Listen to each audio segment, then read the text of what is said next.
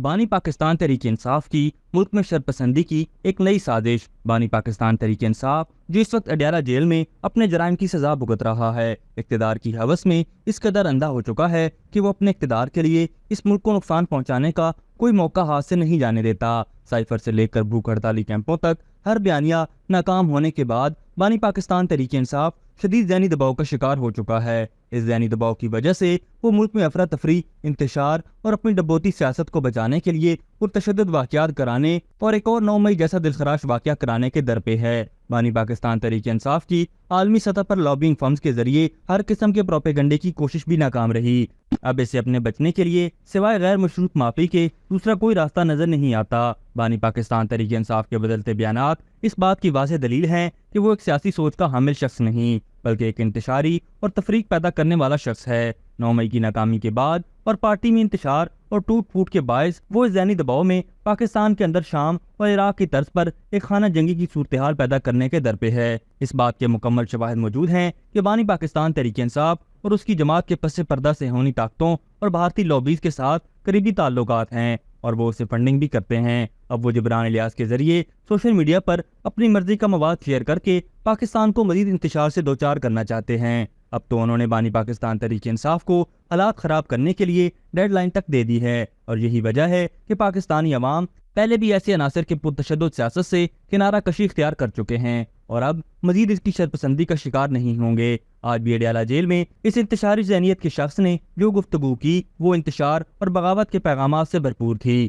بانی پاکستان تحریک انصاف کا کہنا تھا کہ میں نے پارٹی کو اسٹریٹ موومنٹ کے لیے تیاری کی ہدایت کر دی ہے، یعنی جو اسٹریٹ اور شرپسندی کی طاقت اس پرتشدد جماعت نے 9 مئی کو دکھائی تھی اس طرز پر احتجاج کی بات کی جا رہی ہے۔ اس نے باقاعدہ دھمکی دی ہے کہ اگر مخصوص نشستوں پر سپریم کورٹ کا فیصلہ نہ مانا گیا تو ہم احتجاج کریں گے۔ یہ اس بات کا واضح ثبوت ہے کہ یہ شخص بات چیت کی بجائے ہر کام زور زبردستی اور دھمکی آمیز لہجے کا استعمال کر کے کرانا چاہتا ہے۔ بانی پاکستان تحریک انصاف نے آج پھر بنگلہ دیش کے بحران اور پاکستان کے حالات کو ایک جیسا ثابت کرنے کی کوشش کی، حالانکہ دونوں ملکوں کے حالات میں زمین آسمان کا فرق ہے۔ کچھ عرصہ قبل تک شیخ مجیب کو اپنا آئیڈیل قرار دینے والے بانی پاکستان تحریک انصاف حسب معمول بیانیہ بدلتے ہوئے حسینہ واجد کی پالیسیوں پر تنقید کرتے نظر آئے۔ بنگلہ دیش میں جو کچھ ہوا اس کی ایک تاریخ ہے، اور بانی پاکستان تحریک انصاف جو بنگلہ دیش کے حالات کے تناظر میں کرنا چاہ رہا ہے وہ بغاوت سے آگے کچھ بھی نہیں۔ بنگلہ دیش میں نوجوانوں کے احتجاج کے پیچھے ایک مقصد تھا، انہیں نوکریوں میں کوٹا نہیں مل رہا تھا، ان کے مستقبل کو تباہ کیا جا رہا تھا،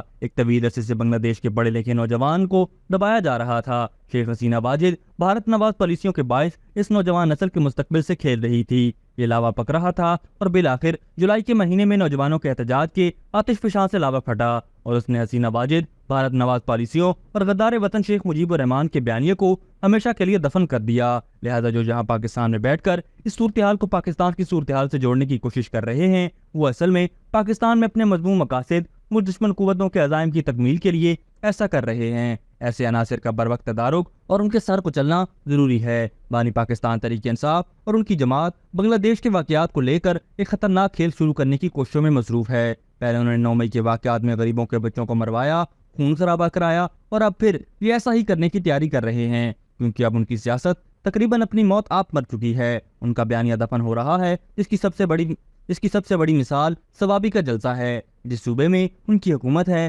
وہاں بھی یہ لوگ اکٹھے کرنے میں ناکام ہو گئے۔ اب جبکہ ملک ترقی کی راہ پر گامزن ہے، معیشت بحال ہونا شروع ہو گئی ہے اور غیر ملکی سرمایہ کاروں کا اعتماد بحال اور غیر ملکی سرمایہ کاری بھی آنا شروع ہو گئی ہے، ایسے میں بھی اس انتشاری شخص کی کوشش ہے کہ ملک میں انتشار پھیلایا جائے، بغاوت جیسی صورتحال پیدا کر کے بیرونی آقاؤں کو خوش کیا جائے، مگر ان تمام حربوں میں اسے ناکامی ہی ہوئی ہے۔ اس انتشاری ٹولے کی جانب سے 9 مئی کو جو بغاوت کی کوشش کی گئی اس کے بعد کوئی باشعور محب وطن شخص اس انتشاری ذہن کے شخص کے پیچھے چلنے کو تیار نہیں۔ ابھی تک کے لیے صرف اتنا ہی۔ مزید دلچسپ اور تازہ ترین خبروں سے آگاہ رہنے کے لیے ہمارے چینل اسلام آباد انسائیڈر کو سبسکرائب کرنا مت بھولیے، اور اگر ہماری یہ ویڈیو آپ کو اچھی لگی ہے تو اسے لائک کر دیں اور اپنی قیمتی رائے کا اظہار نیچے دیے گئے کمنٹ سیکشن میں ضرور کریں۔